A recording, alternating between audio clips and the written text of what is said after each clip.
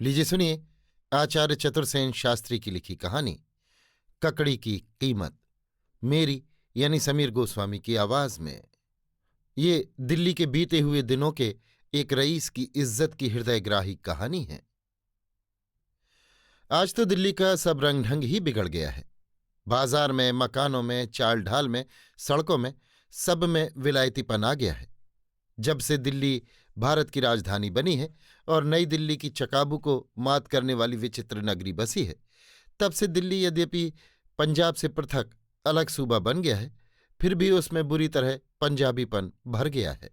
नई दिल्ली जब बस रही थी, तब ढेर के ढेर पंजाबी सिख और सभी उत्साही लोग, जिन्होंने पंजाब की गेहूं और उर्द एवं चने खाकर अपने शरीर बल को खूब वृद्धि दी है, नई दिल्ली पर चढ़ दौड़े। ठेकेदार से लेकर साधारण मजदूर तक पंजाब के साहसी पुरुष भर गए। उन्होंने नई दिल्ली में प्रारंभ में कौड़ियों की मूल जमीन ली और बस गए। अब नई दिल्ली में वे सरदार जी होकर मोटर में दौड़ते हैं। वीर भोग्या वसुंधरा। दिल्ली के महीन आदमी न जाने कहाँ खो गए। अब जगह जगह होटल खुल गए हैं।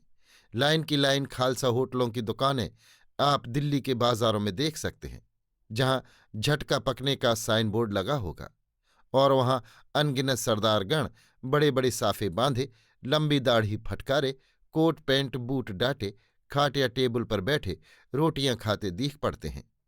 छुआछूत को तो इन्होंने डंडे मारकर दिल्ली से नजाकत के साथ दूर ही कर दिया है। शाम को आप जरा चांदनी चौक में एक चक्कर लगाइए। पंजाबी युवतियां और प्रौढ़ाएं बारीक दुपट्टा माथे पर डाले, सलवार डाटे, मुंह खोले, बेफिक्री से कचालू वाले के इर्द गिर्द बैठकर कचालू आलू खाती नजर आएंगी। कभी कभी ब्याह शादी के जलसों में जौहरियों की वो दहलवी नुक्केदार पगड़ियां कुछ पुराने सिरों पर नजर आ जाती थीं, परंतु वो नीमास्तीन अंग रखे वसली के जूते, दुपल्ली दो माशे की टोपी, बगल में महीन शरबती का दुपट्टा तो बिल्कुल हवा हो गए हैं। सर्दे के दामन और सफेद शरबती की चादरें लपेटे अब दिल्ली की ललनाएं नहीं दीख पड़ती। न अब वे जड़ाऊ जेवर ही उनके बदन पर दीख पड़ते हैं, जिनकी बदौलत 2000 जड़िए और 5000 सुनार दिल्ली से अपनी रोजी चलाते थे।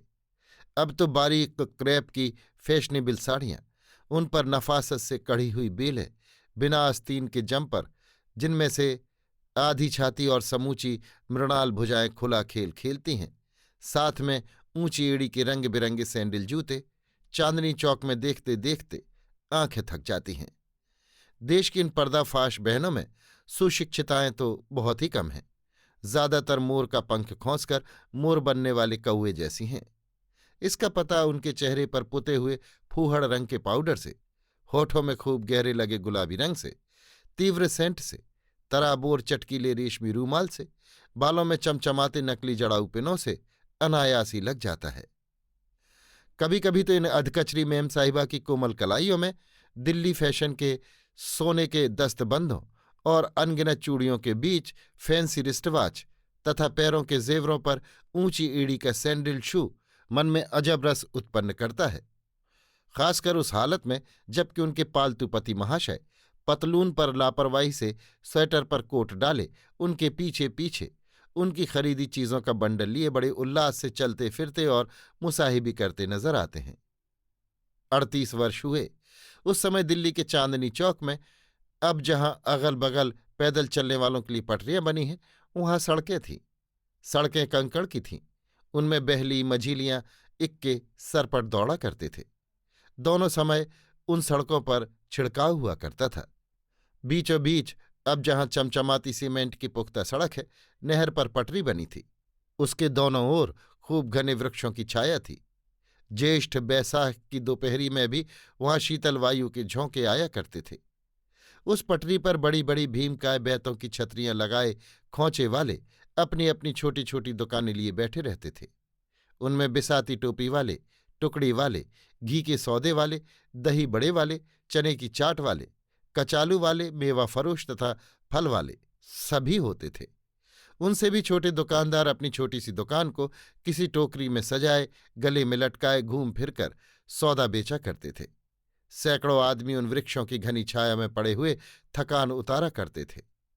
घंटाघर के सामने कमेटी की संगीन इमारत के आगे अब जहां महारानी विक्टोरिया की मूर्ति रखी हुई है, वहां काले पत्थर का एक विशालकाय हाथी खड़ा था, जिसे जयमल फत्ते का हाथी कहकर बूढ़े आदमी उस पटरी पर वृक्षों की ठंडी छाया में लेटे उनींदी आंखों में खमीरी तमाकू का मद भरे भांति भांति के किस्से कहानियां कहा करते थे। दिल्ली के निवासियों की बोली में एक अजीब लोच था। खोंचे वालों की आवाजें भी एक से एक बढ़कर होती थीं।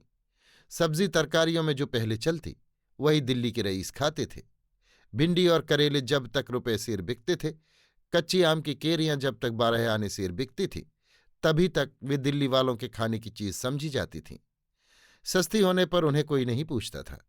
बेर के मौसम में लोग बेरों को चाकू से छीलकर उन पर चांदी का बर्क लपेटकर खाते थे। लताफत और नजाकत हर एक बात में थी। जैसे वे महीन आदमी थे, वैसे ही उनका रहन सहन भी था। फागुन लग गया था। वसंत पुज चुका था। सर्दी कम हो गई थी। वासंती हवा मन को हरा कर रही थी। बाजार में नर्म नर्म पतली ककड़ियों के कूजे बिकने आने लगे थे, पर उनके दाम काफी महंगे थे, इसलिए ये रईसों का ककड़ी खाने का मौसम था। एक जवान कुंजड़ा सिर पर नारंगी साफा बेपरवाही से बांध, बदन पर तंजेब का ढीला कुर्ता पहने, गले में सोने की छोटी सी ताबीज काले डोरे में लटकाए, आंखों में सुरमा और मुंह में पानों की गिलोरियां दबाए, कमर में चौखाने का तहमत और पैर में फूलदार सलेम शाही आधी छटाक का जूता पहने ककड़ियां बेचता पटरी पर मस्तानी अदा से घूम रहा था। उसके हाथ में झाऊ की एक सूफियानी चौड़ी टोकरी थी।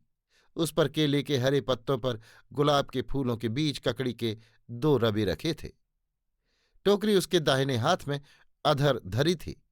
वह अपनी मस्त आंखों से इधर उधर घूरता झूमती झूमती ललकती भाषा में आवाज लगाता था, नाजुक ये ककड़ियां ले लो, लैला की उंगलियां ले लो, मजनू की पसलियां ले लो, नाजुक ये ककड़ियां ले लो। पीछे से आवाज आई, ककड़ी वाले जरा बरे को आना। उसी भांति मस्तानी अदा से पुकारता हुआ ककड़ी वाला पीछे को फिरा। पुकारने वाला कहार था। वो एक बुढ़ा आदमी था। उसकी सफेद सफेद बड़ी मूछें, पक्का रंग, लट्ठे की मिर्जई, दुपल्ली टोपी और चौखाने का अंगोछा कंधे पर पड़ा हुआ था। ककड़ियों को देखकर उसने पूछा, सिर्फ 2 ही रबे हैं? अभी ककड़ियां कहाँ? वो तो कहो मैं 4 रबे लाया था। 2 बिक गए, 2 ये है। लेना हो तो लो, मोल भाव का काम नहीं, चवन्नी लूंगा। बूढ़ा कहार अभी नहीं बोला था। एक युवक ने तीव्र आवाज में कहा, 58 लो जी, ककड़ियां हमें दो। पहलवान युवक भी कहार था। उसकी मसें अभी भीगी थीं। भुजदंडों में मछलियां उभर रही थीं। उसने हेरती हुई आंखों से बूढ़े कहार की ओर देखा और 58 टन से झावे में फेंक दी। सौदा हमसे हुआ है जी, ककड़ियां हम लेंगे। ये लो 1 रुपया, ककड़ियां हमें दो। कुंजड़ा क्षण भर स्तंभित रहा। उसने प्रश्नवाचक दृष्टि से युवक की ओर देखा। युवक ने कहा, कुछ परवाह नहीं, हम 2 रुपये देंगे। हम 5 रुपये देते हैं। हम 10 देते हैं। ये लो 20 रुपये, ककड़ी तो हम खरीद चुके। 25 हैं ये, ककड़ी हमने ले ली। हमने 30 दिए। युवक के माथे पर बल पड़ गए। उसने कहा, हम 50 में खरीदते हैं, लाओ ककड़ियां इधर दो।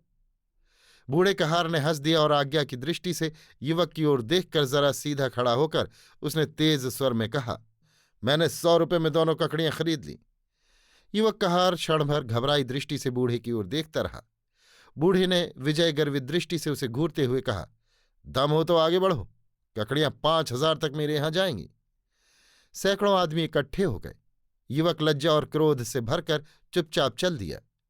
सैकड़ों कंठों से नारा बुलंद हुआ, वाह भाई मेहरा, क्यों ना हो, आखिर तू है किस घराने का नौकर जो इस समय दिल्ली की नाक है, शाबाश। बूढ़े ने कमर से रुपए खोलकर गिन दिए, ककड़ियां ली और इस भांति अपने मालिक के घर को चला जैसे वो एक राज्य विजय कर लाया हो। बूढ़े ने अपने मालिक लाला जगत नारायण जी के सामने जाकर फूलों और केले के पत्तों में लिपटी हुई ककड़ियां रख दी। शाम हो चली थी। लाला जी ने पूछा, क्या 2 ही मिली? जी हां, बाजार में सिर्फ 2 ही ककड़ियां थी, जिन्हें आपका सेवक 100 रुपये में खरीद लाया है। इसके बाद कहार ने जो घटना बाजार में घटी थी सब कह सुनाई। लाला ने सब सुना। क्षण भर वे स्तंभित रहे। क्षण भर बाद उन्होंने अपने गले से सोने का तोड़ा उतारकर बूढ़े के गले में डाल दिया और उसके बदन को दुशाले में लपेटकर स्वयं भी उससे लिपट गए। उनकी आंखों से आंसुओं की धारा बह निकली।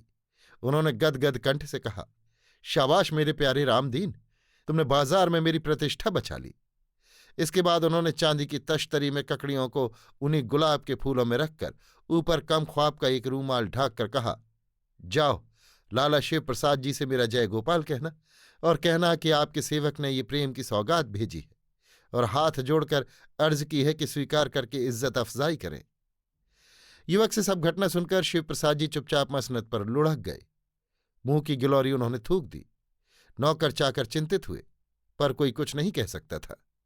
थोड़ी ही देर में बूढ़े रामदीन ने आकर अदब से आगे बढ़कर तश्तरी लाला शिव प्रसाद जी के सामने रख दी और हाथ जोड़कर अपने मालिक का संदेश भी निवेदन कर दिया। लाला शिव प्रसाद जी चुपचाप एकटक तश्तरी में रखी दोनों ककड़ियों को देखते रहे। कुछ देर बाद उन्होंने ककड़ियां भीतर भिजवा दी और तश्तरी अशर्फियों से भरकर कहा, ये तुम्हारा इनाम है। लाला जगत नारायण जी से हमारा जय गोपाल कहना। बूढ़े रामदीन ने झुककर सलाम किया और चला आया। दूसरे दिन सूर्योदय के साथ ही सारे शहर में खबर फैल गई कि नगर के प्रसिद्ध रईस लाला शिव प्रसाद जी ने रात जहर खाकर जान दे दी। वे एक पुर्जे पर ये लिखकर रख गए कि बाजार में मेरी इज्जत किरकिरी हो गई, अब मैं दुनिया में मुंह नहीं दिखा सकता। ऊपर जिन दो प्रतिष्ठित रईसों के नाम दिए गए हैं वे काल्पनिक है। आज भी ये दोनों घराने दिल्ली में उसी भांति प्रतिष्ठित हैं। हाँ, जिनका नाम जगत नारायण कल्पित किया गया है उनके घर से लक्ष्मी रूठ गई हैं। आज वो विशाल हवेली टूट फूट कर खंडहर हो गई है। उसमें जो एकाध कमरा बचा है उसमें उनके उत्तराधिकारी बड़े कष्ट से कालयापन करते हैं। नीचे खंड के खंडहरों में छोटे दर्जे के किराएदार रहते हैं, जिनकी आमदनी पर ही उनका निर्वाह निर्भर है।